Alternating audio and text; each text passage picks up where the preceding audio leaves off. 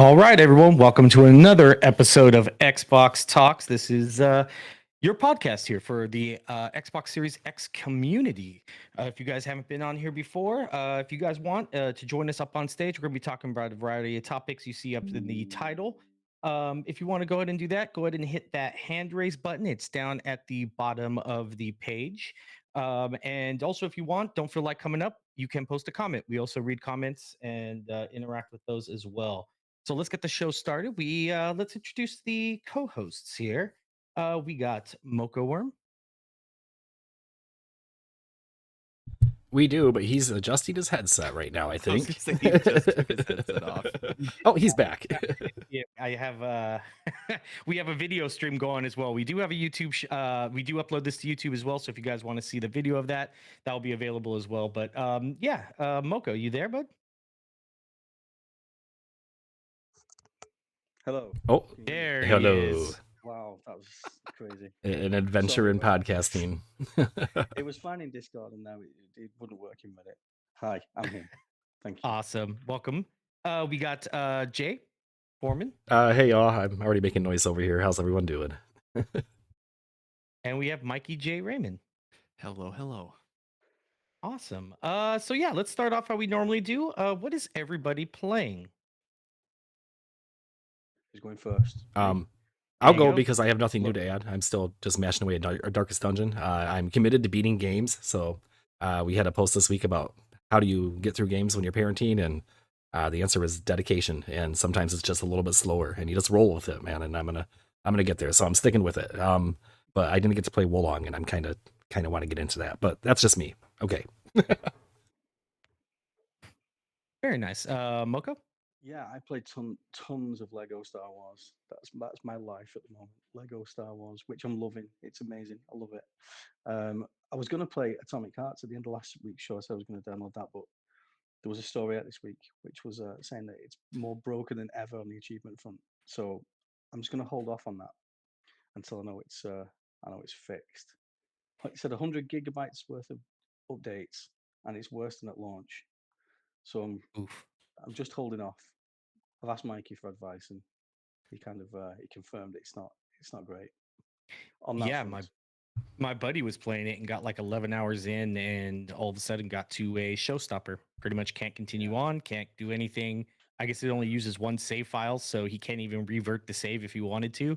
So pretty much his playthrough is done. He has to start all over again. Mikey. I will say there are multiple save files, I believe. At least there are when I'm playing on Windows, but I played a little Atomic Heart, and I let our chat know on Discord. I'm like, and I'm done.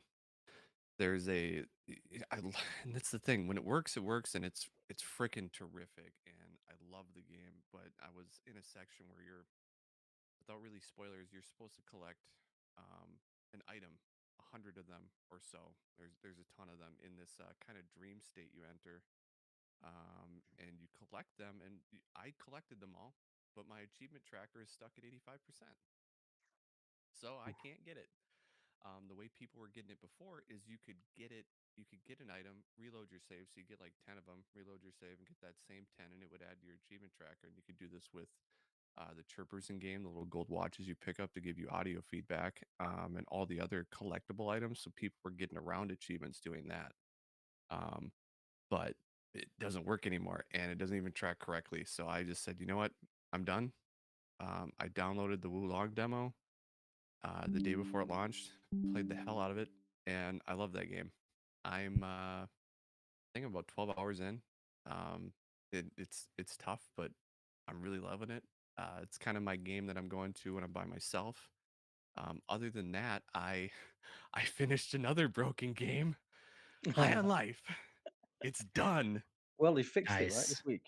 They fixed They did. They fixed some stuff. You know, I went back to my first save, and there's an achievement that it wouldn't work there, but I was able to go back and kill enemies that spawned to clean up the forum bounty hunter post.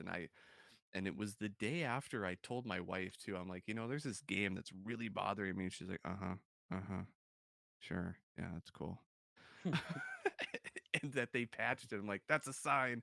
I should always complain to you. So that got fixed. And then what else am I playing? Oh, Sons of the Forest.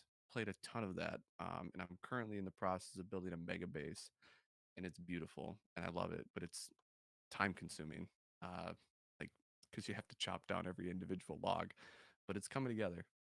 We were gonna, Into my week. yeah, we're gonna get into that a little bit later, but that's rumored to be coming to Xbox at some point now. And you always know, like when a developer says, yeah, they'd like to do it, how people run with that. But at least it's a potential, because I know that I think that game's kind of the buzz game right now. Like, at least for me, it keeps popping up on streams and in conversations and on Twitter, and it just seems like it's people are really into it. So it seems like you're really into it. You've been playing it for a few weeks now. Yeah, it's good. It's early access, so there's a lot that could still be added to the game. But Steam has achievements in there. I think what's there is fantastic. It's a great base for their former game, The Forest, was I think in early access for something like 7 or 8 years. They're not looking to repeat that.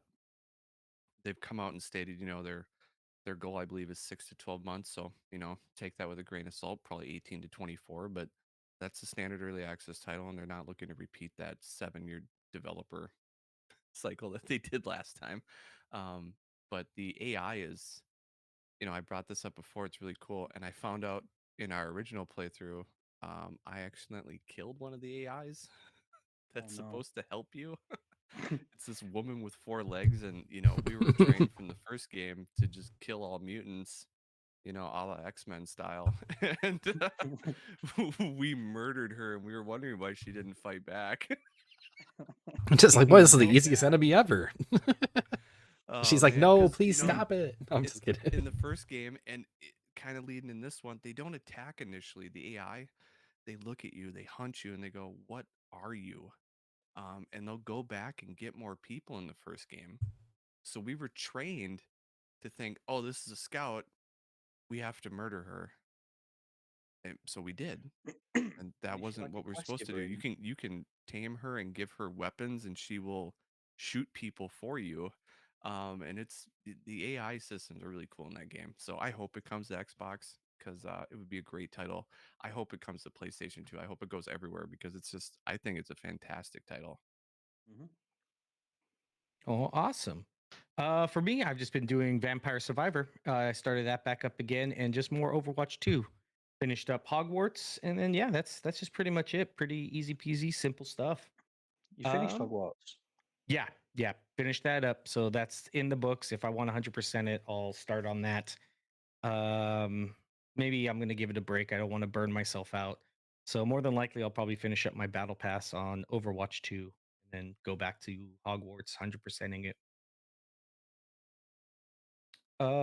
Jay, I guess we could go into the new release thread before we start the news. Let's call an audible here. I'm trying to set something up and. Take that as a Oh wait, yes. nope. I was gonna say let's call an There we go. audible here. I'm trying to get my capture card going again, so maybe we can get into the news to start, and then kind of Okay. duel back to the new releases.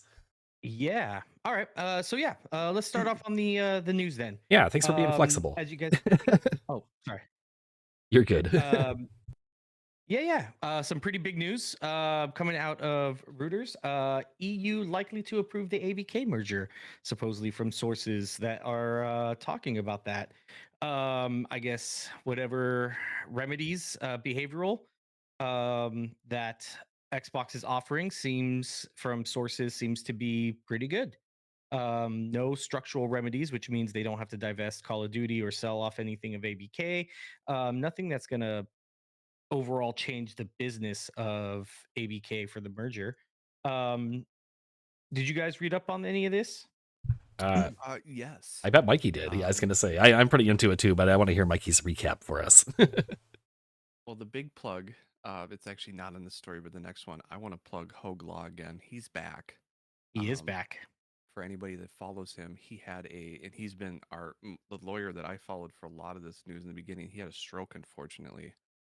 Yeah. So he was out for 2 months, and you can tell watching his latest video that, he's still struggling a bit, but man, what a bounce back. So I just wanted to shout out him. If you want definitive information on this topic, he's the best source. But with that said, I will be your backup.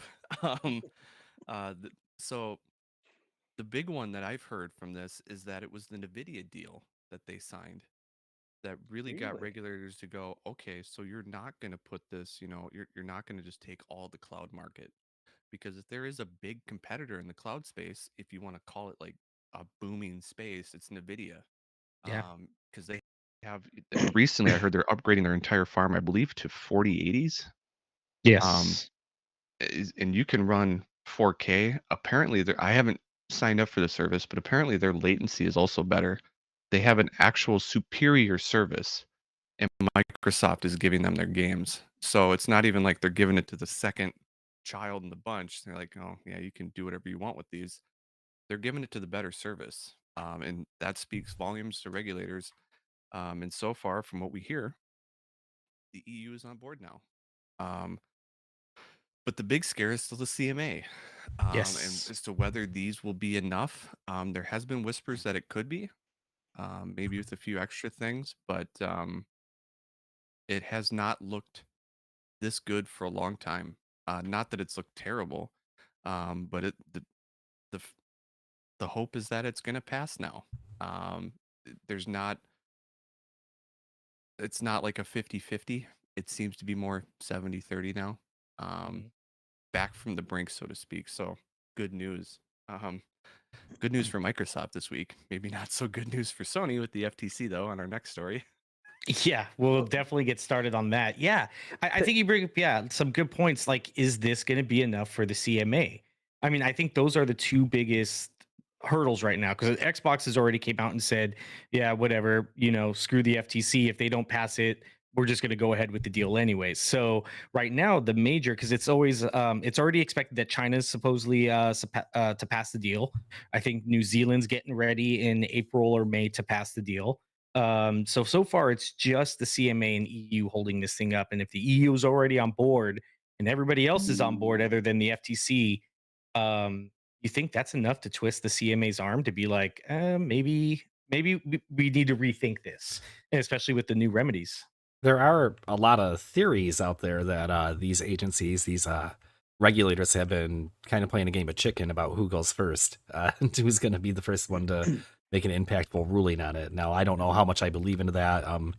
It definitely is an interesting theory, though. So I think leaning into that, you would maybe think that yeah, they are going to be impacted by other regulators' opinions, at least to some extent, because I don't think any of them want to be the ones seen as going against all the others, right? Because then you stand out and it appears that you're either being too strict or too lenient. And I think they would all like to kind of land in the same place. But maybe I have I'm no expert, but that certainly seems to be a possibility.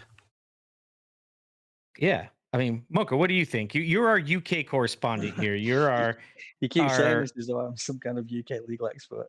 yeah, Um, you're our UK correspondent. So we need you to I, go to the CMA, I, knock on their door and tell them, "Hey, pass this." like Can I you do think that for us? I think like Jay said, then it's like they're under pressure, aren't they? Once everybody else passes it, there's a lot of pressure on these guys to follow suit.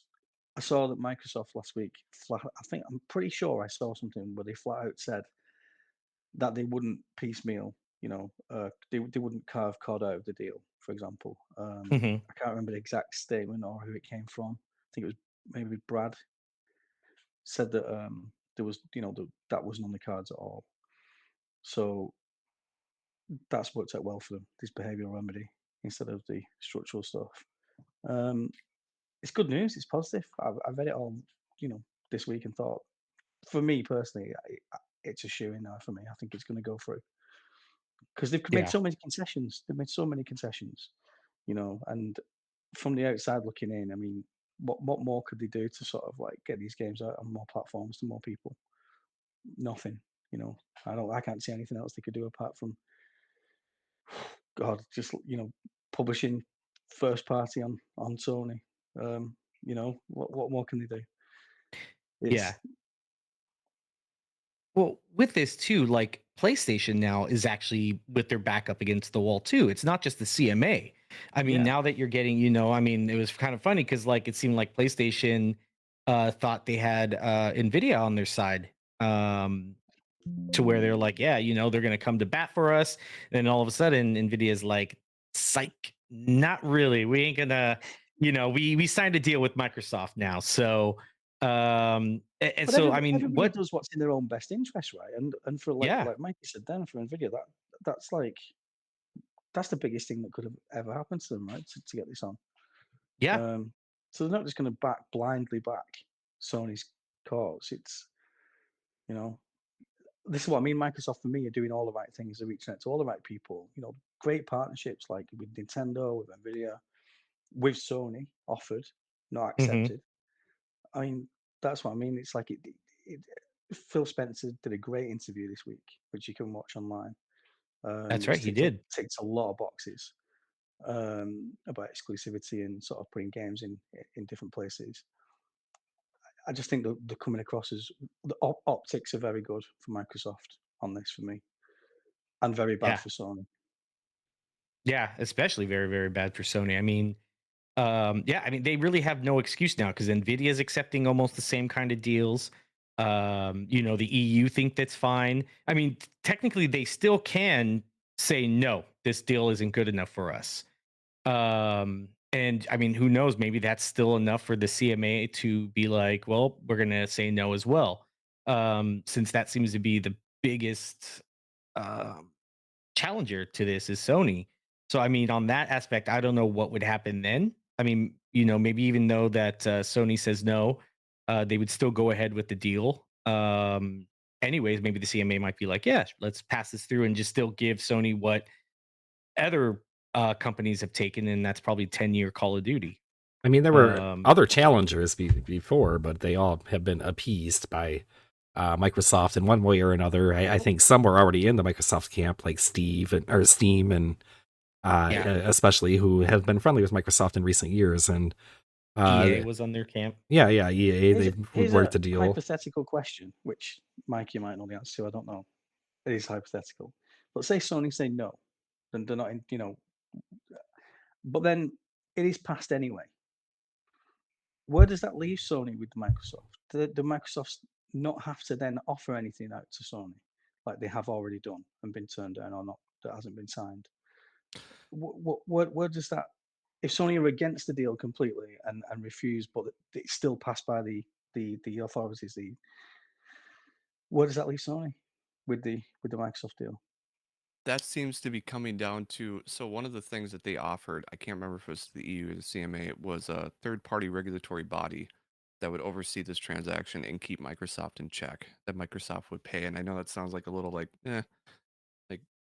they're going to pay a third party, so how unbiased they're going to be, but it's something that they actually did to get past the LinkedIn merger.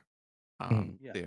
They hired another team to come in and make sure they stayed within their behavioral remedies, and this is something that I think that other party would do. And if it came to the point that Sony just said no, we're not going to do it, forget about it, but Microsoft did everything in their power to do it, the regulatory body could report back and go, hey, they did everything they could. um, I think it would be very stupid of Sony to do that, and I don't think they're going to do anything. They're waiting. It seems to be they're waiting to see what the best possible deal could be that they can Mm. get. And whatever that ends up being, they're not sure, but it's whatever whatever Microsoft has to do to appease regulators. Because if Sony signs up now, they might miss out on a few extra things here and there. So they're playing it smart.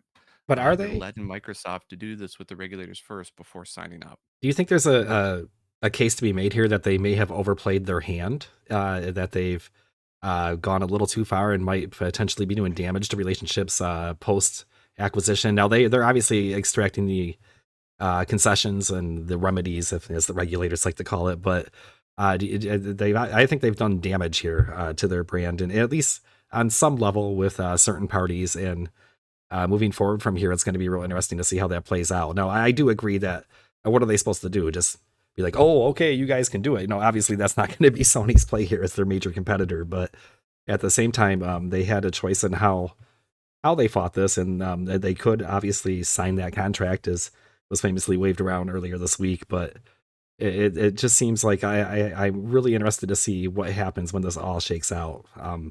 Especially when people are negotiating with Sony for game deals in the future. And I'm still waiting. Did we really touch into another part of this? Is that Sony has to share some details with us, right? They have to share maybe some secrets. Yeah. I was gonna get to that point next. I want to get to Mikey's though. Yeah, it was for the CMA. The third party regulation is, I guess, a concern was that CMA would have to front the bill to keep a third party regulator to watch over Microsoft, and Microsoft's, I think, part of to grease the wheels for the CMA was um yeah, we'll take care of that for you. You guys won't have to pay anything. All you got to do is just say yes, and then that's it. This deal's out of your hair. I Yeah. think is what the play Microsoft was trying to go Well, for. that really alleviates the structural remedy thing, because they said one of their concerns with the structural remedies, which would, or one of the reasons they preferred that, is because they wouldn't have to police it moving forward. They usually are kind of like one-step fixes. So yeah, you're exactly right. Microsoft did offer to pay for that monitoring or whatever kind of regulation they need moving forward. Yeah, and then I think for Sony though, I think whatever Microsoft has offered as a remedy can't be taken back per se. So I think Sony can say no, and if the deal ends up passing, they'll just get the last deal that Microsoft has offered because that's what they Interesting. were willing to give up. I believe that's what I've read somewhere. I can't remember if that was from Hogue, Yeah. but supposedly that's what it is. Is that yeah? I mean, Sony doesn't lose here. They're still going to get something out of this regardless, and that's it would look bad on Microsoft now too to let's say they can pull all that stuff, and now that it's passed they're like, haha, we're not giving you nothing now. It would probably leave a very very sour taste in a lot of the regulators mouths, Yeah. um to never pass anything from Microsoft again. It would pretty much be what the FTC was actually accusing them of for the EU deal, that they went back on their word kind of thing. So I think, yeah, I think whatever it is, Microsoft is already given the 10 years. I think that's what they always wanted to do. That was always the plan. Um, and yeah, I don't think Microsoft is losing a lot on this deal.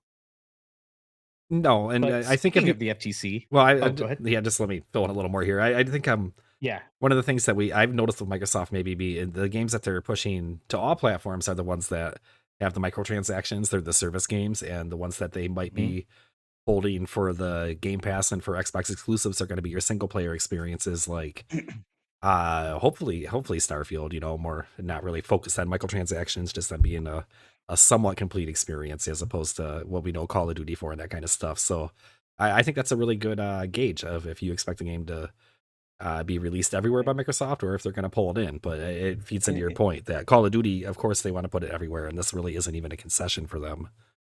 No. in the interview this week, he was pressed particularly on parity, and he said in no uncertain terms that there would be no exclusive or extra content on Xbox platforms for Call of Duty, for example.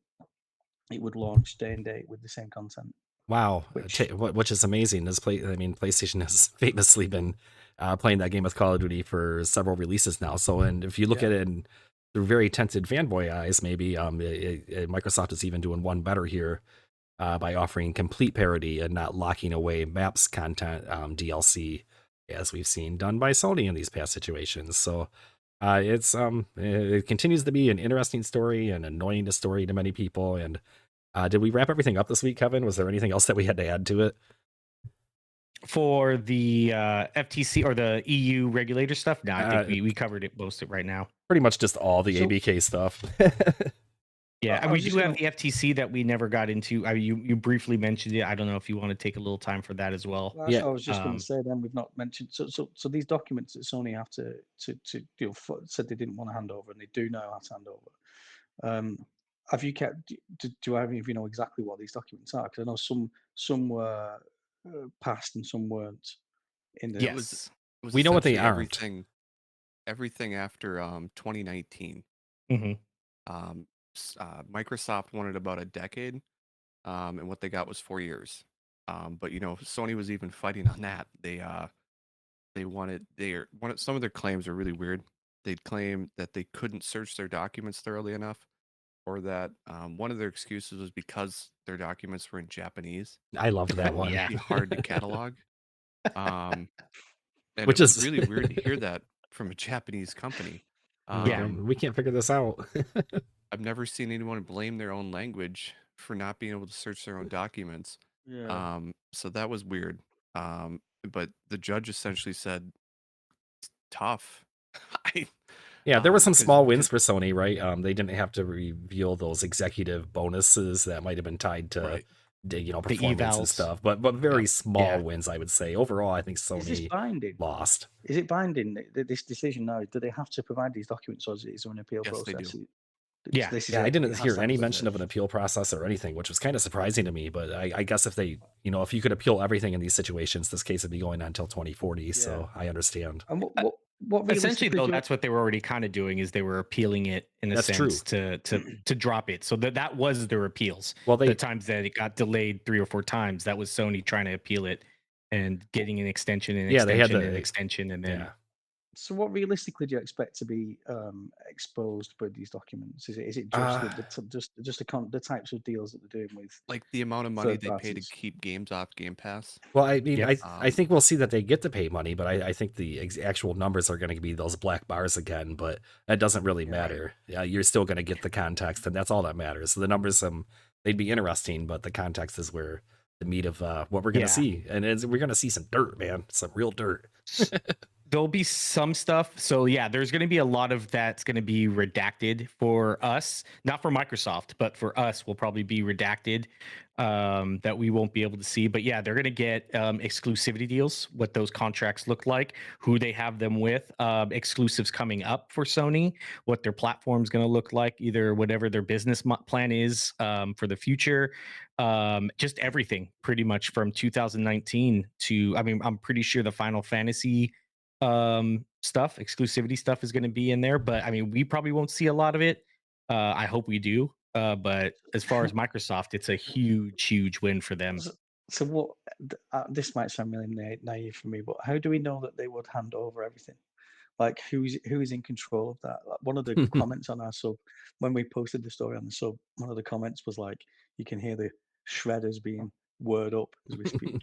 Well, I Like mean, how do we know that the documents to hand over are I don't think full and there's any way final? to fully 100% know in these types of situations if a business is going to hand over absolutely everything. And you can be a million percent sure that even though that was said jokingly, that there have been situations in the past where the shredders were going Yeah. overtime and including government scandals, so it's not like that's unheard of or anything like that. But there are obviously legal consequences if they were caught.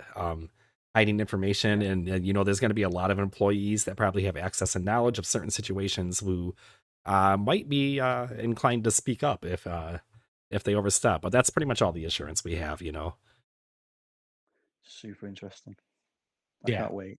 I can't wait Yeah, to see it like Jay said, it's a huge consequence if they get caught trying to hide stuff, things like that. I mean, it's pretty much, yeah, I think actual legal consequences for Sony that they could be held for, especially in a case like this that's going federal with the FTC. You would be Um, interested if if it was a slap in the hand or if it would be something really major. I don't know the punishment for something like not cooperating with a subpoena, I guess would be the best way to put it. But I assure you that we will have more updates next week on the show, because I think a lot of stuff is still going to develop this week, and we're still finding out more details almost like every couple days, it feels like. yeah. Are you ready to go with the new releases? I am ready to go with the new releases. We can go right to there if you would like to do that. We're going to try something new this week, aren't we? Yeah. Yeah, let's take a little break from the news. I think I've always got to take that ABK stuff. There's so much to ingest that we got to take a small little break here for the next meal. It used to be and with that, it used to be a go love-hate ahead. relationship with the ABK stuff, but and now it's just, it's more of acceptance. I think I'm going through like a 7-stage process here. Like by the Yeah. end of it, I don't know, it might be some denial phase. We'll see how it goes. But yes, let's move on. I'm sorry. Yeah. No, it's all right. So, yeah, what we're gonna do here is we'll go over the new releases that are gonna be coming out this week. Some really good ones here. For those that are watching us on YouTube, we'll have the video up so you can see live gameplay, or not live gameplay, but actual gameplay or the trailers and things like that. Something fun. We're trying to branch out and do more for the people that like to watch on the YouTubes. Well, I mean, So, yeah, I know I have a hard time every week with what's coming out and that kind of stuff. So this is actually helpful to me personally, is to take just a quick drive through of this week's releases and see if there's anything worth playing, anything that catches their eye. And you guys can vote. Especially with Game Pass. Oh yeah, Like just release after release after release after release. It does get overwhelming.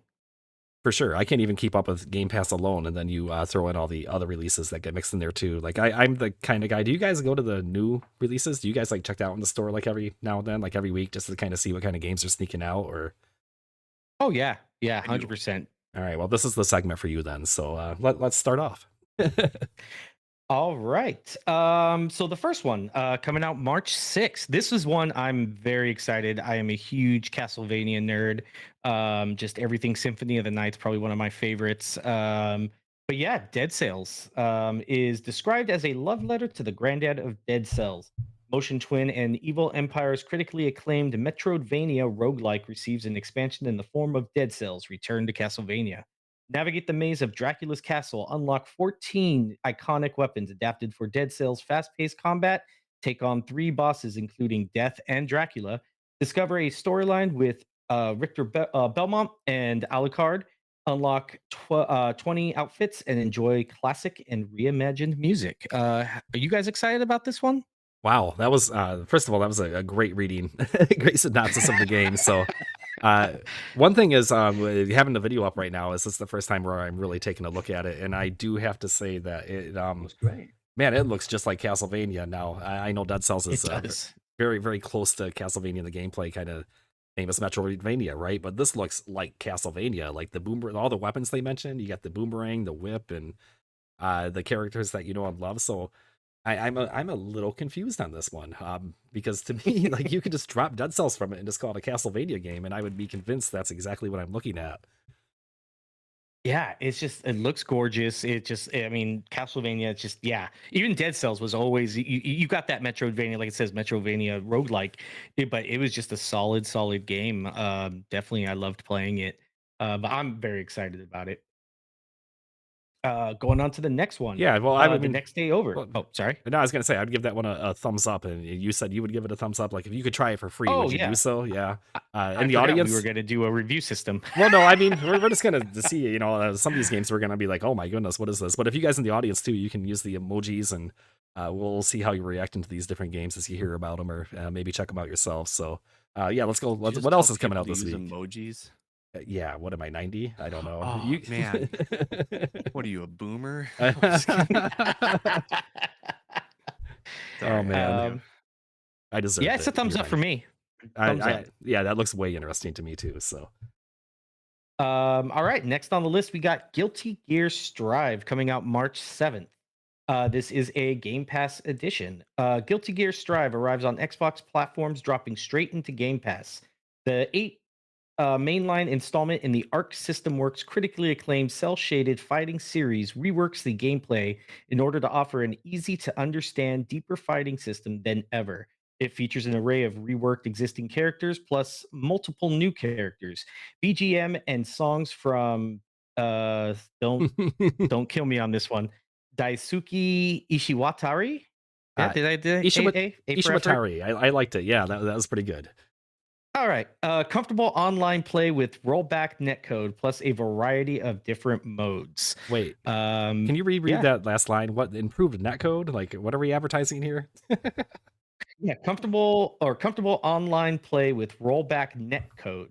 plus My variety of favorite different feature in new modes. games is rolled back netcode and comfortable online play. So, in case anybody's wondering, these are probably written up by the game's developers, and sometimes they tell you what's going on in the game, and sometimes it's a real gloss over, and you have to kind of make your own noise about it. So, the video we showed was basically a lot of, it looked like cutscenes. It was cel shaded.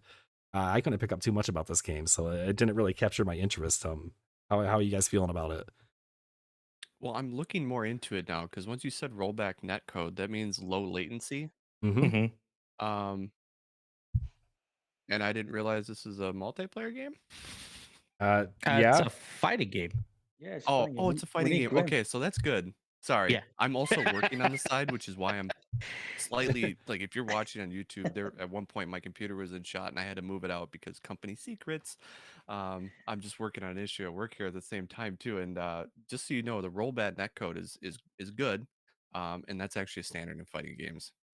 So it's good that they put that in there, but it probably shouldn't need to be advertised unless it's something they haven't done in former games. Well, that's what I'm thinking. Sounds Um, like an improvement, right? Hey, we're yeah, sorry about that last game. right. So I guess it's good it's there. For Guilty Gear fans, that's a thumbs up. I'm kind of fighting gamed out though after Mortal Kombat and having to do 250 towers. So Oh my man, did you ever? not that it's a thumbs down. It's just I can't do another one right now. Well, I mean, if Street Fighter dropped today, would you be into it or would you have to wait? I'd have to wait. Okay, I can understand that. Because I got into it and I started enjoying the systems. I got pretty good, but fighting games for me are it was a lot. And the tower system itself, having to fight the same enemies forever, because there was a shortcut to do it, but I couldn't use the shortcut because I still had to earn money to unlock all these chests and stuff, and it got to be I was done with fighting games for a bit. But there are people that love that, that loop. So enjoy. It's just not my thing, man. I'm sorry. Yeah. Well, It's also Game Pass too, so it's not going anywhere for a while. So you have plenty of time to jump back into it. I feel like Randall Thor every time he gets negative on his podcast. Everyone's like, "Boo, Rand!" It's like, I'm sorry, man. we all have our limits and our buttons that get pressed sometimes, and you know, I think a fighting game would be one of the absolute hardest grinds for me personally because, man, you're not even exploring environments or anything. It's just constant, you know, the same moves, the same fight over and over. It's like reliving the same 60 seconds. You must have done it thousands of times, so that's pretty incredible. Yep. Oh yeah. A good way to put it. T Pooney in the comments says yes, Castlevania. So he is for that Dead Cells DLC coming out. But if you like Castlevania, we got Romancevania. Oh, now this one next. Yep, coming out on March 7th from Deep End Games. Video, Romancevania. What was that? Video, please. Yeah, Show me. yeah. We got to check the video on this. Anthony needs to look at this one. I understand. Coming out March 7th from the Deep End Games, Romancevania is described as a darkly comic genre mashup, which combines side-scrolling action and tug-in-cheek romance. Players will romance, befriend, or eliminate a cast of 12 fully voiced supernatural contestants, navigating dialogue and narrative options while gaining strength and abilities by taking your relationships to the next level. All of this while exploring Transylvania, vanquishing goons, and becoming your best bloodthirsty self. How high are these people when they come up with these games? I don't know, but this is amazing. Now this one is grabbing my attention right away. If this is a Game Pass title, is that what you said, or I didn't? It see is that. not. Oh, that's kind of sad. This is because that would be a Game Pass title I would check out for sure. But even at a buy, like if I saw it on sale and it was like $5 or $10, I would probably be like, let's see what's doing here. Because during the video that we were watching, there was a pumpkin creature, and I don't know how to describe it, but maybe I'll drop a link in the comments after the show, and it's something you have to see for yourself. Pumpkin cleavage I've ever seen. Yeah, there you go. And there's also a picture of, I believe, Satan with his schlong blurred out, kind of pixelated. So I don't know what's up with this game, but oh wow. Seriously though, the pictures on some of these games, like it's like the AMA we had, the fashion police one. Some of these can be really it's good. just like, though. how'd you come up with these concepts? I hear you, Mikey. And like there was one on Steam, and I had to look it up. It was the Pigeon Simulator one, Hateful Boyfriend, and it's got amazing reviews. And then there was the other one that came to Game Pass that I tried it for a bit, kind of forgot about it, and then it got taken off. Where you kind of dated your swords, you dated your weapons. Boyfriend Dungeon. I was gonna mention Boyfriend Dungeon. Yeah. And that was good too. I just didn't have the time to put in at that moment, and these games can be a lot of fun. So, after the sex fridge last week, the Devil's Schlong maybe isn't too far of a jump. I don't know. This generation of games is really something else, man. It's definitely getting out there. Man, it looks interesting. I'll give it a thumb sideways. A thumb sideways for Mikey. Thumbs up when on a different profile, so no one can see that I played it. Yeah. I would dive in and explain it as artistic curiosity. Yeah, I'd give it a thumbs up. I'll definitely play it. I'll see what this is about. I I mean, when liked it. people start mashing up genres and they start thinking outside the box, that's amazing to me. And it may not be good, but at least people are pushing the envelope. Like we had the anime recently, Brock Investigator. That's a punch and click. Who would have ever thought you could have a beat 'em up with a point and click style puzzle adventure? Things like that excites me. That gets me like really happy to play and dive in, because you'll never be able to play something like that before, so I really yeah, that's enjoy awesome. dark humor and that kind of stuff. So if you're a little sideways with your jokes and you can do it in a way that is tasteful, I usually have a good time. And sometimes even if it's not really tasteful, but that's that's different. Yeah, we could do a couple more of these. I know we have like 20 of them, so I'm sure people don't want me to spend the next hour reading No, all of let's them. yeah, we can talk about um go for Well, it. we What's have the an next what one do you here? game think? coming next. Yeah, the Outer Worlds, the Spacer's Choice Edition. This is also releasing on March 7th. This, unfortunately, is not a Game Pass edition. I know it got some flack recently for that. But this standalone Spacer's Choice Edition of Outer World aims to be the ultimate way to play the award winning RPG and all DLC from Obsidian Entertainment and Private Division. It brings remastered graphics, improved performance, additional animations, higher resolution environments, as well as other new additions such as an increased level cap. Players who own the game, base game, as well both the Pearl on Gorgon and Murder on Urandos. I haven't played those DLCs, so sorry. You're Can fine. upgrade for $9.99, which isn't a bad price point. I know people were mad it's not on Game Pass, but $10 for all that DLC, not bad. Well, I think did I misread that? You have to own the DLC to get the $10 upgrade price. Is that how that Yeah, works? that's how I Oh, Right. heard it. oh yeah, you have to own both of them. That's my bad. Yeah, that might be a little yeah, That sucks, no not right? ideal. I mean, for a game that focuses on ruthless capitalism, I say that every time something like this comes up. I'm just like they're just trying to sell you the world, man. They're trying to It's get you into the mood. Hey, but they're not charging $40 like Skyrim Anniversary Edition. There you go. true. I'm gonna take a shot at them. Although that included the DLC. This is a $10 upgrade on a game that came out. What was it, 5, 6 years ago? Maybe Has it been that maybe long? I'm dating it too 4 long. years ago. I'm gonna say 4. 4 Yeah, years 4. ago. 4. But it's not. Not every game can be The Witcher. And I know they do theirs for free. They definitely needed to do it after Cyberpunk. They needed some positive PR for their studio. But Obsidian, I don't have a problem with them charging just $10. It's not Yeah, huge. It's not like the game came out last year. It's been out a long time, and they went back and we'll see if it's worth it. This is the one that I'm excited for, because I've been looking for a reason to go play the Outer Worlds. It's been on my list, and this is going to get me to definitely jump back in. I'm going to pay the $10, and see what it's all about, and let you guys know next week because I'll be playing it by then. Nice. The side by Cool. side, the video that we were able to pull did show like a improvement from you did the pan thing where you start with the old game and it pans across and you can see the graphical upgrade and it looked a little nicer. So I'm excited to hear your impressions on it. yeah, same here. Um, Also on March 7th, I don't know if you have the video queued up for this though, but it does start season 3 of Halo Infinite. That's also on March 7th. Are you yeah, guys anyone gonna jump back into that? Can you I believe will. that? I will. Did you think that when Halo Infinite launched, we'd be talking about season 3 launching over a year later, March 5th? nope. I thought that was the No, focus, You man. would have expected that March 5th, 2022 is when season 3 was. If they would have Um, had one thing nailed down, I thought it was going to be the games as a service part and the seasons, and they didn't even really have that good to go. It's really kind of sad. Good yeah, for them for launching it. Man, they need to do a little bit more to pull me back in though.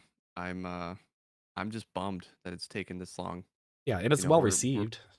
we're already on season 2 for COD, for example, and even that got delayed. Um, it's just something that they need to keep on top of. They need to, reinvigorate trust in themselves, the developer, I think the community come back. If it's not already too late. Forge did rejuvenate some life. Maybe it's going to take that battle royale to be absolute cake for people to love and come back. Who knows? Hmm. We'll see if season 3 does it. It would have For to me, be it's so good. The battle Is that royale in that is. season? Sorry. What does season 3 contain? The battle royale isn't in season 3, right? Season 3 is No. some new maps. Forge Mhm. Forge maps are being integrated. Oh my gosh, what else has been added? Oh, this is the Forge match, right? Yeah. I think the big deal is there's a set length on it. It's 2 or 3 months, which is kind of a nice change of pace from the super long seasons that we've had to date. And I think a lot of the excitement is that this might be setting the standard moving forward, so that we're going to have shorter seasons, better map rotation, and that kind of stuff. Right. But I'm not a Halo expert at this point. I bailed, not out of hate, but more just out of other stuff that is grabbing my I just attention. keep dipping back in, like when I Good. just like the multiplayer, and I just jump in, have a couple of matches, and get out.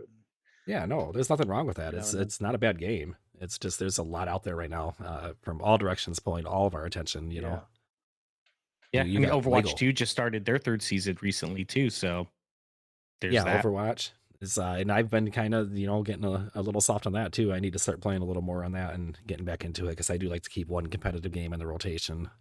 So yeah, there's a lot out there to do, and not to mention that we are actually really close to Diablo. The betas are starting here in like a couple weeks. Open beta, not open beta, closed beta for people that have purchased the game.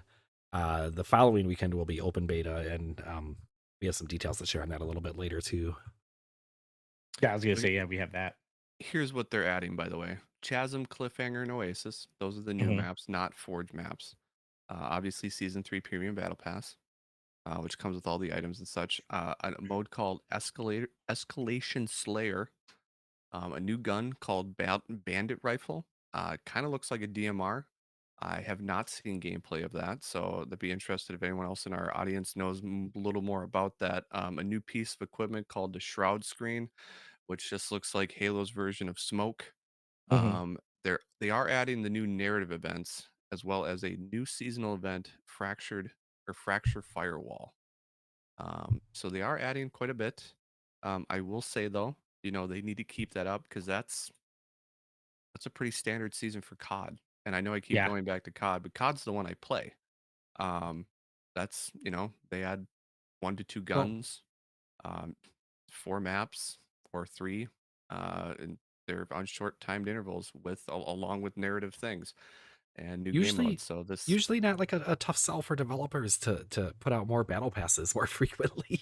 That's it's kind of the right. weird thing about this. Like I don't know what the holdup is with 343 and Halo and all that stuff, but it's been crazy. I believe Escalation Slayer that was introduced in MCC, right? I believe that was actually, I think, a previous game mode that's now making its way over. There you go. What It does what seem like was they're the listening what to was the fans. catch? So pretty much how it is I think it's like gun game in COD. So as you level up, you get your loadout swapped out with a different gun or a different set of guns. Um, Oh, It so I think says, it's yeah, yeah, I'm not sure. It says I've just done a quick Google. It says you start off with a automatic weapon and you step up to more precision weapons. Okay, Oh, That's what yep, it I says got on it right here. In that's a fun mode. Escalation Slayer, players progress through a list of weapons and equipment loadouts as they score kills. With each elimination, you advance to a new weapon, culminating in the final challenge to win, getting a kill with the oddball. Yeah, so okay. that's I a was gonna common say, game what's mode. the last stupid kill? Because in Call of Duty, it's usually the knife or something else. Mhm. Yeah. The oddball's good. So it's gun game basically. Interesting. I'll definitely, I love Halo. I love Halo multiplayer. I'll be Yeah, playing I'll it. be playing too. I don't know if I'll buy the season pass this time though. I don't know. I usually use my reward points to buy the season pass, but I build up. So maybe. Yeah, I mean, I feel like I can only support so many battle passes, and I know, like I said, of Diablo knocking on the door, that's probably going to be where my battle pass money's going to move, and it's going to be coming away from Overwatch. So I guess Blizzard is just transferring where they get their source of income from me from one game to the other. Speaking of that Diablo 4 beta, let me just plug in the details that we got this week in case you're curious about it. It is right around the corner. It's amazing. So The very first week open, the first week of beta, I keep saying open, but it is restricted to those who pre-purchase the game, is going to be March 17th through 19th. You're going to be able to play 3 classes, and those are Rogue, Barbarian, and Sorcerer. Thankfully for me, that's usually my main. I love shooting laser beams and melting things in Diablo and getting into that trance. The following weekend on March 24th through the 26th, we're going to get Necromancer and Druid added. I've never played a Druid very much in Diablo. I know a lot of people love them. They're very different than your World of Warcraft Druids. They're more about the feral side of it with the animals and that kind of stuff. So you're going to be able to play the first zone, Fractured Peaks. You're going to be able to experience the story, the prologue, and all of Act 1. If you make it to level 25, you're going to get rewards at launch. So they're really trying to get people to pre-order, basically, as if you want to look at it that way. Blizzard is pretty famous for that. There will also be one world boss available named Ashava. And this will be interesting to me because I really, the thing I'm most curious about in the beta is to see how open the world is and how players can interact with each other.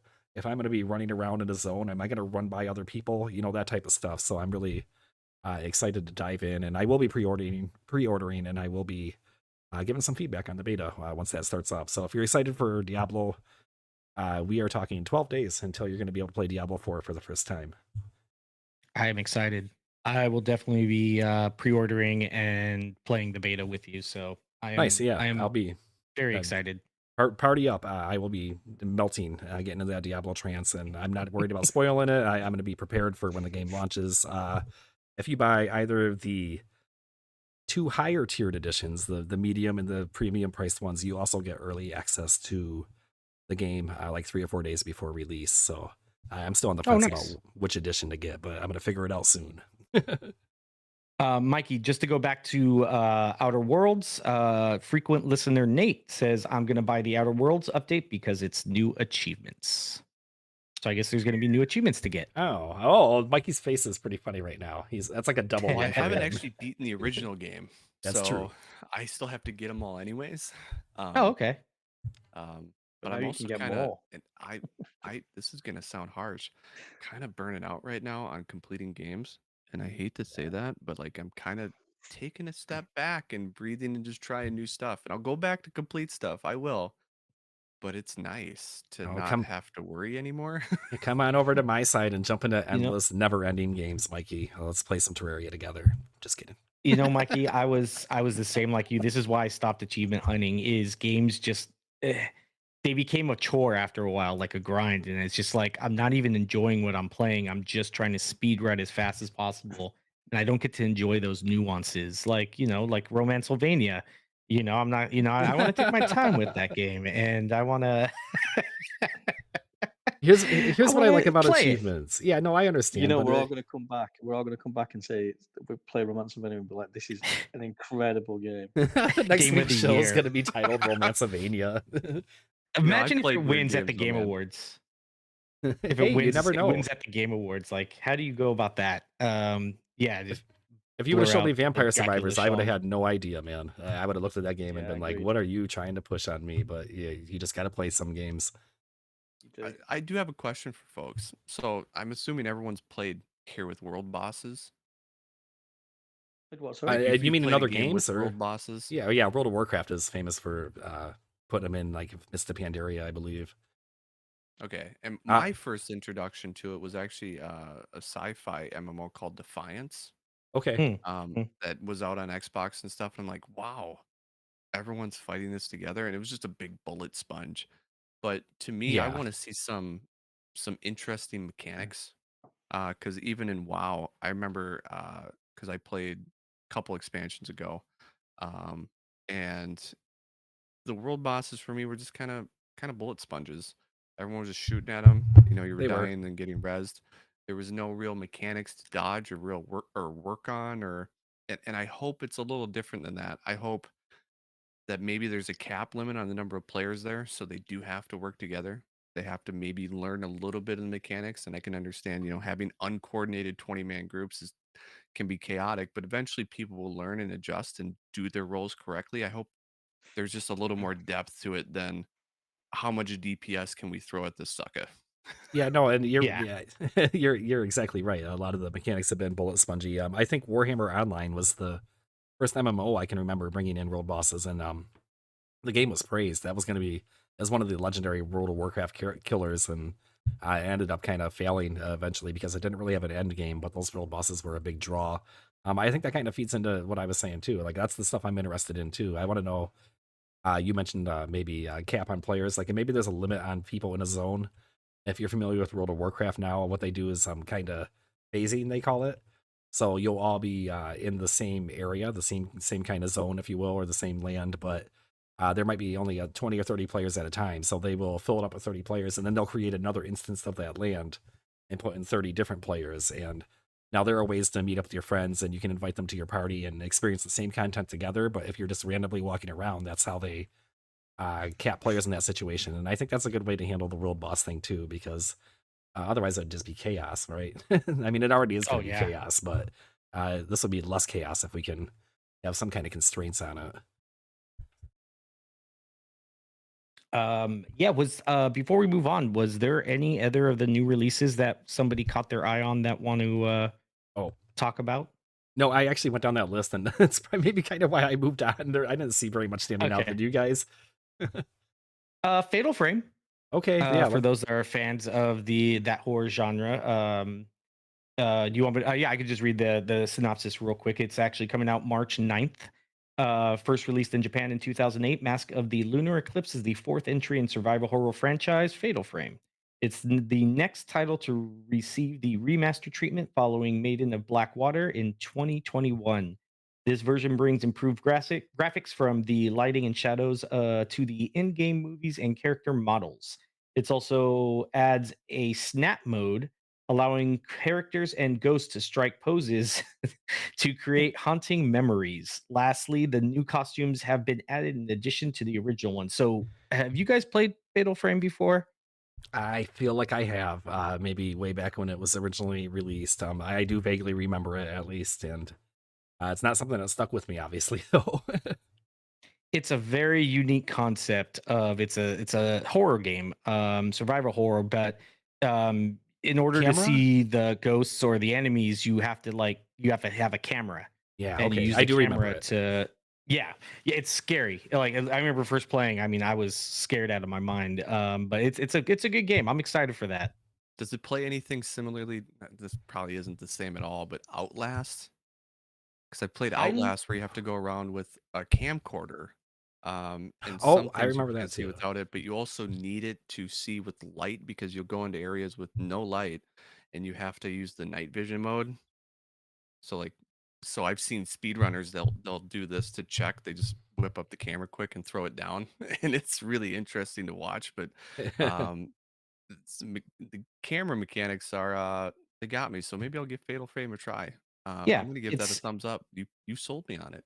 Yeah, it's similar. You take pictures to like yeah, it's you'll want to play. I don't want to like give out too much, but it's an interesting concept.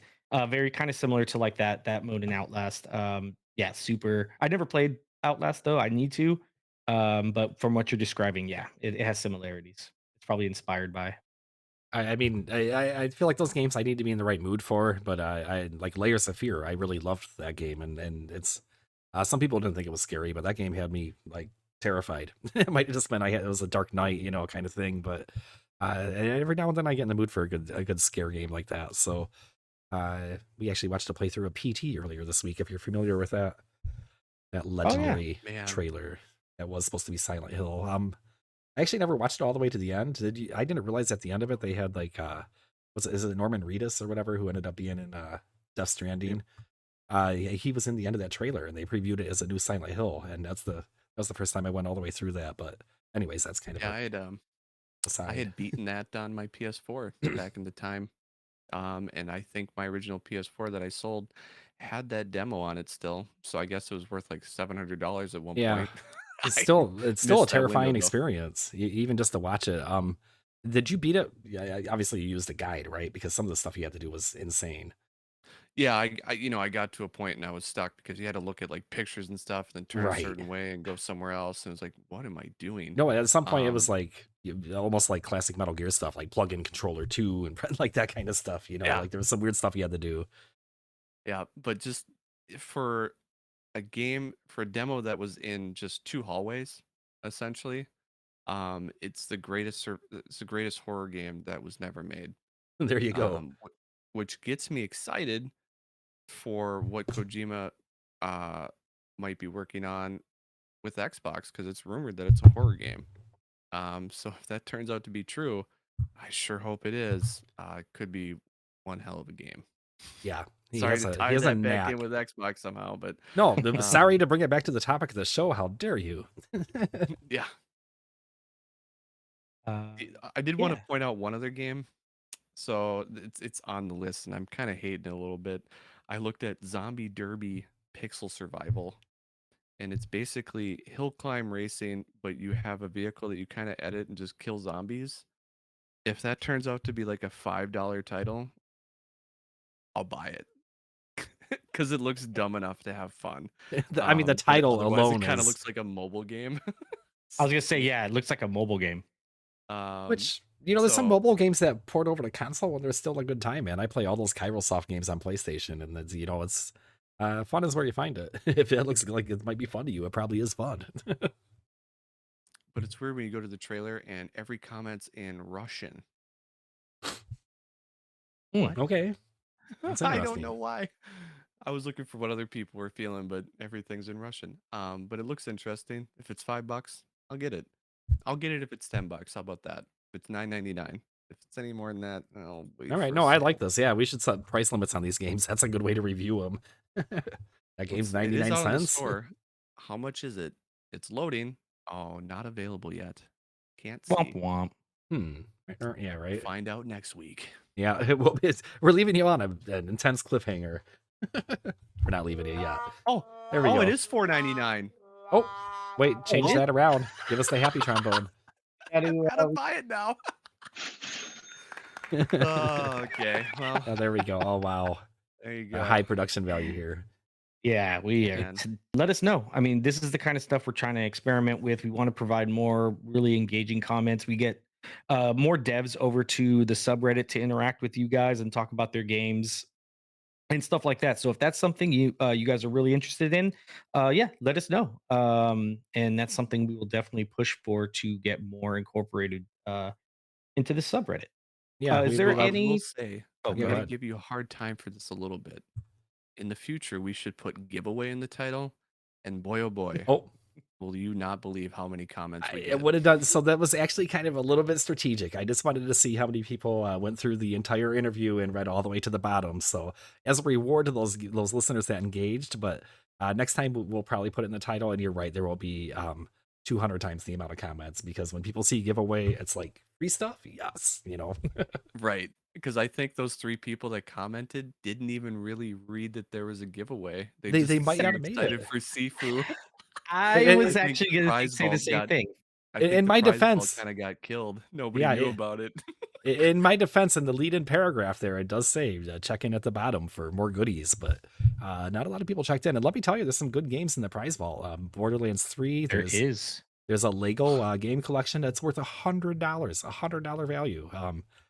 Currently on sale for $10, but we're not gonna pump that part up. $100 value, and so if you guys, we're gonna look for more ways to empty that thing out. We get donations from people. Some of them were just, a user gave me a gift card, and I was like, well, I don't accept gifts for moderating, and we all have kind of a policy against that. So anything that is offered to us, we just pass it on to the community. I did that with a Scorn controller last year. But anyways, that's where the prize vault stuff comes from, and we'll find ways to engage you guys and more opportunities to win stuff. But those do guys might like- be surprised. You're right. Those guys will be like, hey, you want a free game? They're going to be like, what? I will also describe this for our listeners. So there's a page that details the vault of all the prizes that we have, and it was created by Foreman, and he also added the section of who the donor was, and over half the prizes are him. So I wonder why he added the donor portion to hype himself up a little That's bit. right. I'm just here to pump myself up about all my. For the record, what I do is I sacrifice my Bing points and look for games on sale, and then I throw them in there because it's nice to have some stuff to kind of give away to people that might maybe have a hard time finding games or have a harder time getting games that they like. So we like to give you guys an opportunity to win them for free. Who can go wrong with that? Right. I'm also doing it to give you praise at the same time, but being that we're friends, I can't actually directly give you praise. No, I have it's to give gotta, you yeah, time. it's gotta be underhanded praise. Oh yeah, you gotta earn that. Yeah. My wife doesn't understand this concept between men, but maybe over the years she'll learn because I kind of do it to her and I feel bad. Oh no! I don't know if she'll ever understand. There is definitely some differences between men and women along those lines. So maybe though, maybe with some, you just keep at it. Eventually, she's gonna figure it out, or she's gonna get sick of it and tell you to shut up. Right. Yeah. Let's give it up for Foreman. That's definitely something that there it is. Little Guys, cheers for Foreman. Hopefully that played through. It did. I have so many games that I can't play what I have, so it's really no sweat to pass them on to the community. What is the next news topic? Is there anybody that saw a topic that they want to bring up? Toaster. Toaster. All One right, word. straight to the point. It's one of the great. It's fantastic. I love it. How about you take the lead on this one, then, Moko? They're basically releasing the Series S toaster, and the picture looks incredible. I want one immediately. Unofficially confirmed, but I will say this this is the same way that the fridge got released too. We just saw pictures and it wasn't official until it was. So, do we know where this picture came from? Because I think Idle Sloth also started saying like, "Oh, hey, it's going to actually happen," but then everyone's like, "Well, what's the source? I haven't seen it." So, this is unofficially confirmed, correct? Just so we're not spreading any kind of false rumors on this. This is confirmed by people that I would trust, that say they have good reason to believe it's confirmed, but it's not Xbox confirmed. Not Xbox confirmed. Okay. I didn't realize that. I thought this was a shoe-in. I thought this was on the cards. I found this out during the Jez podcast, and he broke it like it was some big news story and got ran all hyped, and then he's like, Series S toaster, and I was also as disappointed to hear about it as well. And you can see in the background, well, it's off right now. I have the Series X mini fridge, so I'm probably gonna buy this. Right, you have to have the set, right? Right. So it's got to go somewhere. I am disappointed though that it's a 2-slice toaster. Like they could have done the X and given you 4 slices. Yeah. So I'm bummed about that. Also, it's white, and I'm like, how dirty is that going to look after? Yeah, a month? you throw some toast and butter at it and Pop-Tarts or whatever you're doing. It's going to be a mess. And it's got the grate on the side. It's like, oh, it's going to be full of crumbs. Come on. But I gotta have it. Maybe I just won't use it, and it'll just be in the background. Yeah. Oh, definitely. Yeah, it looks awesome. I mean, what a way to kind of just lean in to their designs and kind of meme culture, I guess you could say. Like, who would have ever thought that, a few generations ago, or even last generation, we'd be getting console themed appliances? And what a time, and coats for our controllers and cozies, and Yeah. I do see people that are just like, well, how come Microsoft is developing this stuff and not any games? And I want to punch those people because this is their marketing and they're just doing stupid fun stuff, man. It's not taking away resources from Starfield. Like they didn't sacrifice a developer to make the cozy for your controller. Yeah, they can make toasters, but they can't invest in VR. What is this? Bah humbug. Oh gosh. Yeah, and I don't really want to punch anyone over video games. I'm just being facetious. Well, technically, you'd be punching him over appliances. So true. That's right. We're not even talking games. In that case, I will punch you squarely. Take my appliances seriously. Yeah, the toaster. Yeah, that's amazing. I really do hope it comes to fruition. Like that's just such a good idea. I mean, yeah.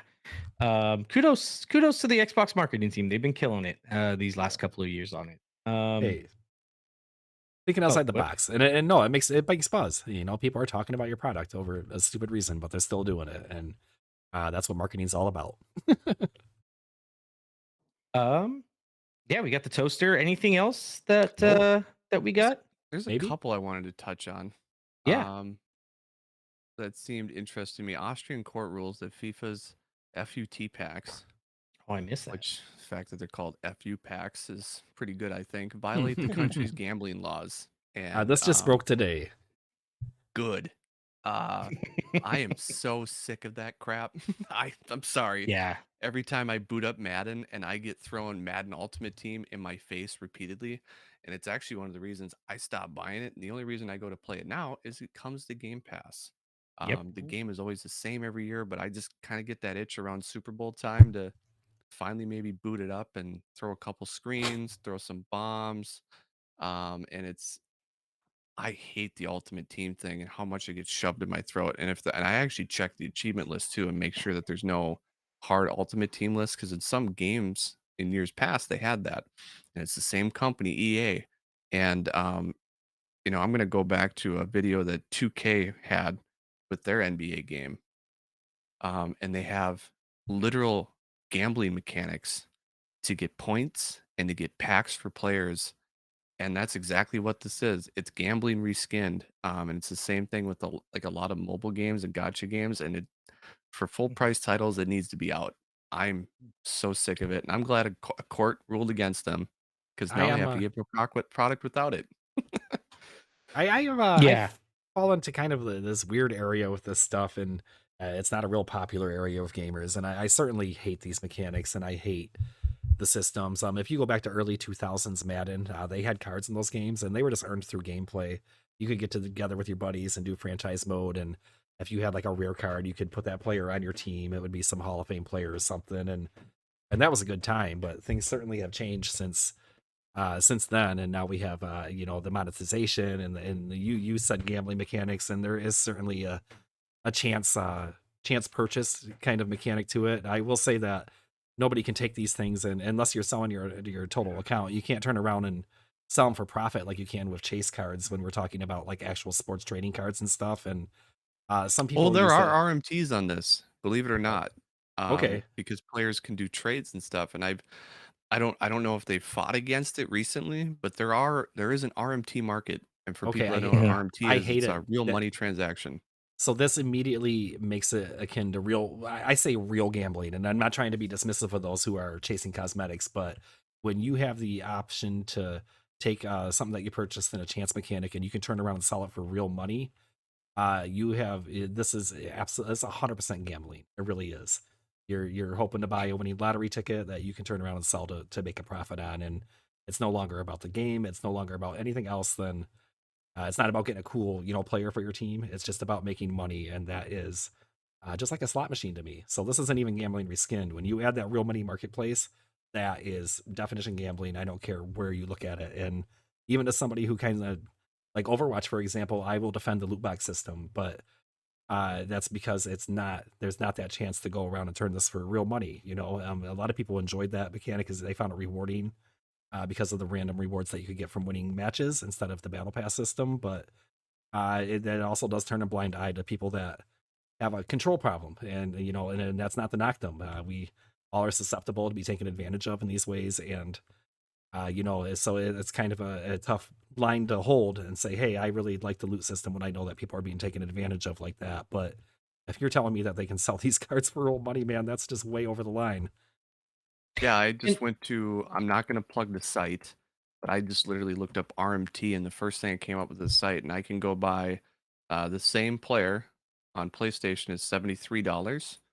On Xbox, he's 164, and on PC, he's 163. Probably because more people play on PlayStation, so there's more of them out there, I was gonna say, what's which with this drives Xbox the price tax?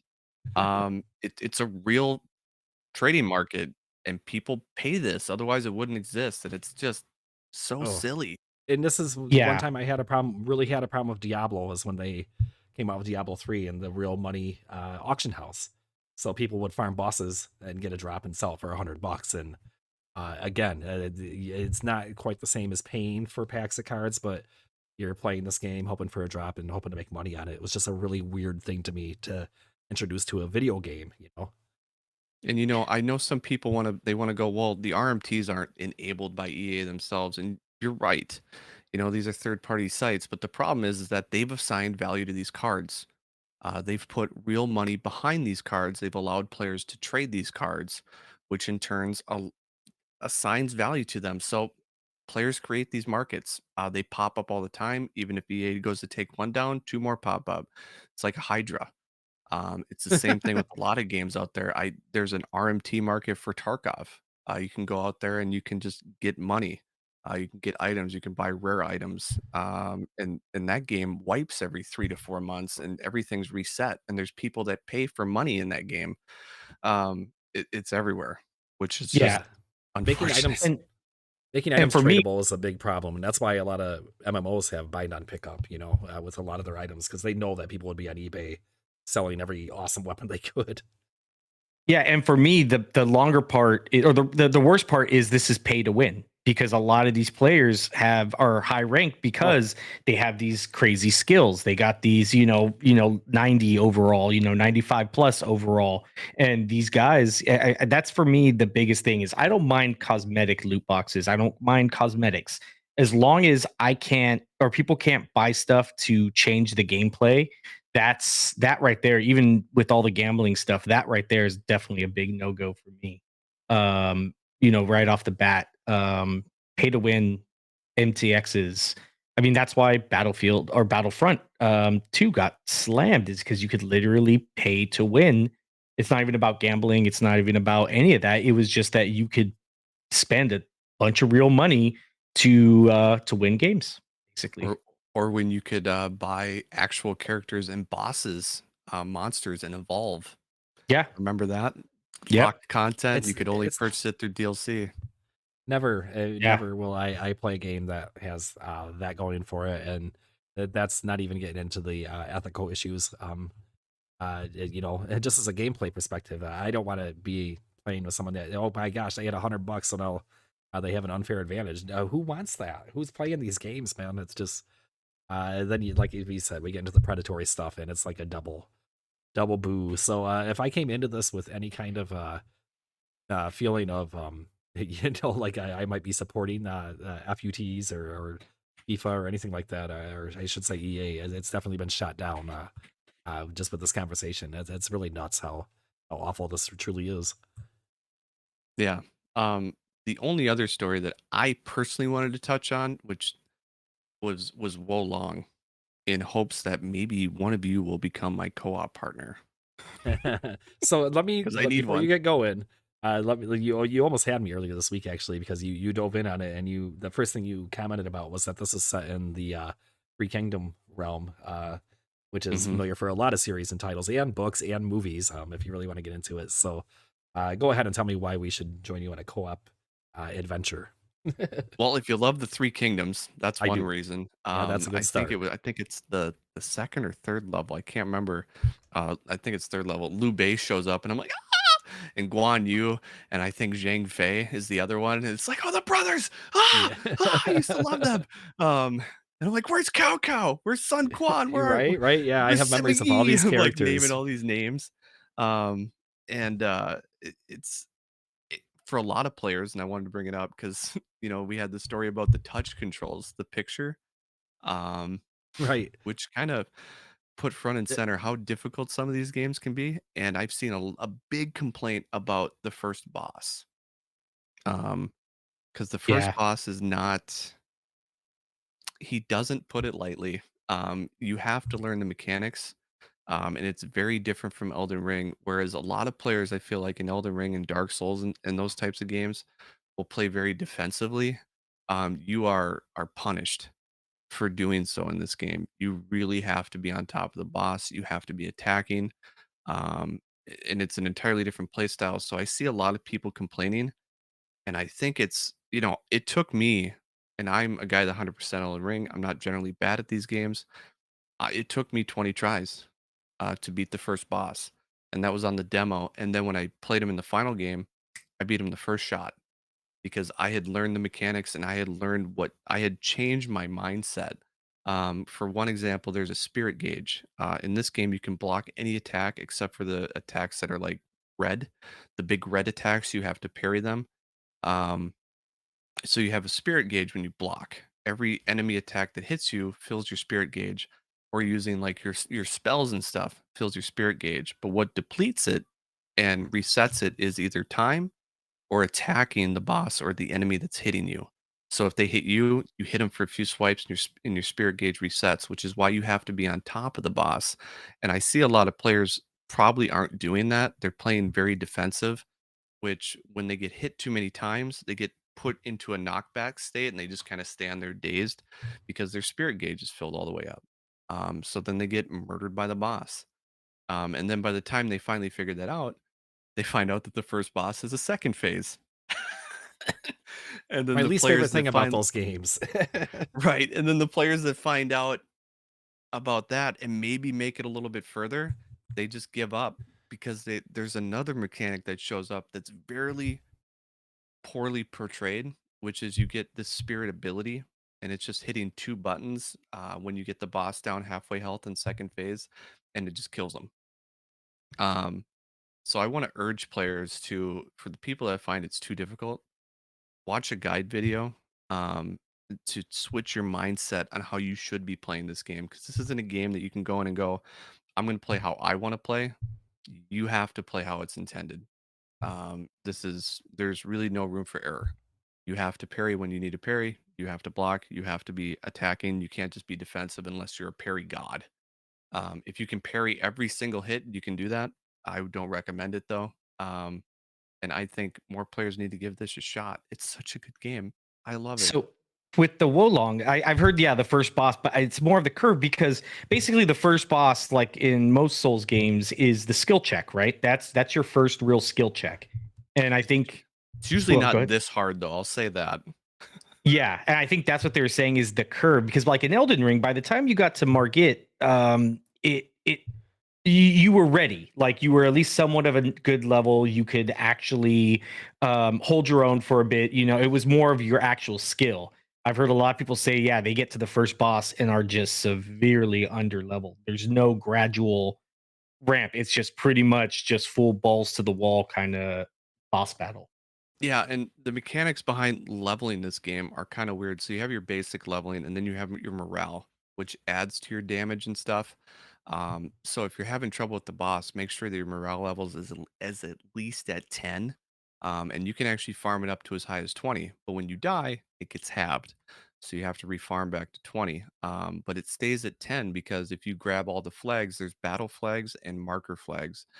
And if you grab them all throughout the level, it boosts your morale permanently for that battlefield.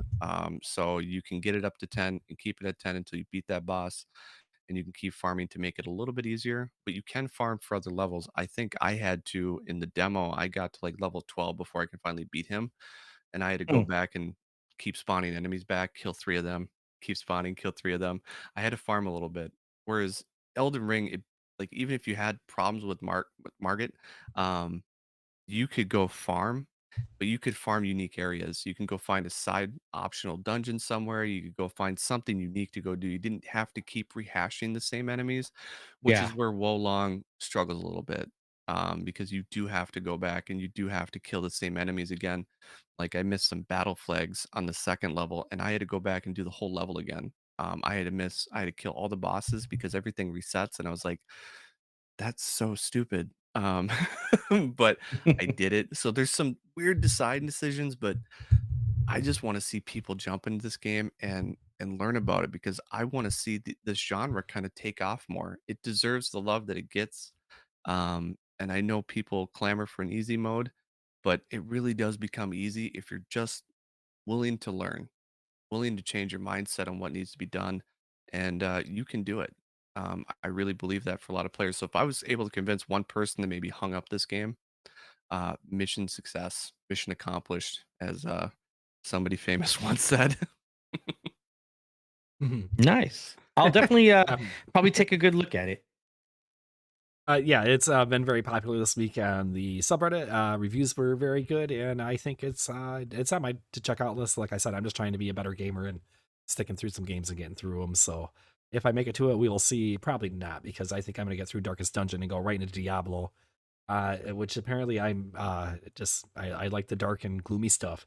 That's where I'm spending my gaming time right now. So when I come out of that, I'll probably go back to something happy just to break it up. But I think that's it for the news, and thanks for remembering to discuss that because a lot of people have been wanting to talk about Wolong. They've been playing it, and I'm glad it seems to be doing well. It does seem to be well received, and if that translates to sales numbers, I guess we will see her player count since it's a Game Pass title on Xbox. So back to you, Kevin. Awesome. Weather and Yeah, I traffic? mean that's all I had for the news. For the most part. Do we want to wrap up and I guess say what we'll be playing? I think that sounds like a terrific idea. I think we already kind of teased into it, but maybe go back to Mikey here and what are you gonna be playing? Wolong? Well, I want to go back to Atomic Heart if it's finished, Oh. if it works. But we'll see because I have to do more playthroughs of that to finish up some other achievements. Anyways, otherwise, Wolong. It's gonna be Sons of the Forest. And I want to try to jump back into COD a little bit. But we'll see.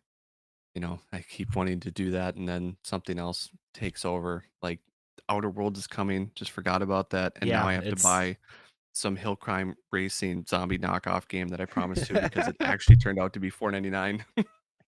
it's tough So, out there. Tough out there for a gamer. There's a lot to do. the only other one that I've been kind of flirting with a little bit, and I've been having some relaxing fun with, is Microsoft Flight Simulator. I finally downloaded it and really got into it because I tried it a long time ago on the cloud and I just crashed my Boeing 7 times, so I gave up. Um, I finally got No, it's the plane off the ground, and it's so nice. It's yeah, I just saw a you saw peaceful you on game. there. It's a very zen game. I always said zen when I was playing it. It's fun to go to locations geography that you're familiar with, and just kind of flying around and seeing how well they render it. And sometimes it's really amazing just how accurate it is and how realistic it looks. And flying a plane is hard, even in video game mode. Yep. It was just really cool to see Minneapolis. I immediately went north of MSP. Um, and I was like, oh wow, this is my city. Yeah, That's it's so so neat. crazy. It was there. It's Crash super into cool. like a relative's house. You're like, hey, I'm in your backyard right now. It's great. Ran horribly though. My God. There is a graphically demanding game. I will say It that. truly is. Even on the X, it's quite the feat that it runs as well as it does there. So, um, Anthony, dude, you have been struggling over I there. am I've been watching you. literally about to pass out, I think. Yeah, we need to I was get you gonna out of say, here. I don't have much time this week, so I'm just going to focus on. I'm going to try and finish Hogwarts, the campaign. Great, That's my goal for the week. and not get Um, distracted by Legos. that's just that's just my life now. Well, Lego game in the morning, Lego game in the evening, and then my own game after that. You sounded Um, defeated. You're just like, that's just my life now, man. no, they're great. I've really got back into all of them. So cool. But yeah, Hogwarts for me. Want to finish it, get it out of the way, get it done. Terrific. That's a good one. Kevin, how about you? Yeah, probably the Castlevania Dead Cells. I'll probably end up grabbing that. Ooh, nice. Yeah, I can't wait to try that. Yeah, I finished up Hogwarts, probably just Overwatch 2, maybe a little bit of Madden. I started a little face of the franchise thing on that just to scratch that football itch. Yeah. AI is 1v1 me. incredibly yeah, maybe yeah. The AI is Cool. incredibly dumb. But yeah, I'm having fun with it. It's just a good playthrough. What else? That's maybe Wolong with Mikey if I can section some time off for that. But other than that, yeah, Castlevania, Overwatch 2, and yeah, Madden probably. That seems like a Who's your lot. Madden And, team? Yeah. What was that? Who's your Madden team? Right now it's the Rams since I'm Los Angeles based. So it's the Rams. But actual team is Patriots. Oh, okay. That's interesting. I thought you were a main Rams guy there, but No, I do love the Rams. Definitely the home team. I'll always support them. But actual team has been the Patriots for a long time. okay. I'm a Lions fan. We all know that. Mikey likes the Vikes. Yeah, and Yeah, Anthony, we're both in pain. I'll just go with That's whoever's true. winning that time. Football, he's you- thinking Manchester United. Yep. Manchester United lost today 7-0. Ooh, Unheard of. Man, I'm not Unheard even a of. huge fan, and I know that's about whooping. That's I guess terrible. they need to buy some ultimate To players, huh? Liverpool. yeah, they need. I just snorted. They need to get I just Matt snorted, RMT. man. You got me with that one. All right. I think you, Foreman? Oh yeah, me. Darkest Dungeon. Like I said, one track mind. I'm a very focused gamer right now. The reason I have not dove into the end of the game here, it's the last area called the Darkest Dungeon, is I like to make sure that I'm fully prepared. So I've been grinding out the game. If you're familiar with it, you have to level up your Hamlet, which allows you to build better armor and skills. Basically, I want to be maxed out before I enter, because this game will absolutely crush you and ruin your gaming night. So I'm going on overpowered. I'll let you know how that goes next week. Watch you steamroll it like you're level 100 against the Elite Four in Pokemon Blue. I don't think that's a thing in this game. I have over leveled things before. I really don't think that's a thing. I think you could come in there maxed out and still, if the numbers go wrong, have a bad time. A couple crits will absolutely destroy your team the wrong way. So that's it. Cool. Well, I think that's our show, gents. As always, awesome talking with everybody. Thanks for everybody tuning in. We'd love to have you here. We will see you next Sunday, hopefully for a good show. We should have some new news for you guys on the Xbox stuff. But other than that, any parting words, guys? No, this was kind of a short cycle for us since we just had a show Thursday, so the news was a little sparse tonight. And thanks for bearing with us while we tried out some new release discussion. Hopefully that was kind of interesting on some level for you, and we'll keep mixing it up. And I liked it. Trying to find the right formula. I had a good time with it. It's like I said, it's good for me too. I never know what's coming out. Play Wolong. That's my parting word. Wolong. Play Wolong. Yep. Mikey's championing great games that are underplayed. But let's get in there. Boko Worm is eat toast and buy a toaster. Xbox Series X toaster. Yeah, he's gonna give us a toaster review as soon as it comes out. But yeah, that's eat toast. One of my best friends. One of my best friends' actual bios forever said, "I eat bread." So I don't know why, but that's just great. I think he's gonna get the toaster. More Nice. I would hope so. Yeah, that's right. Awesome. Well, my parting words as always: happy gaming, guys. Sweet. Take care, all.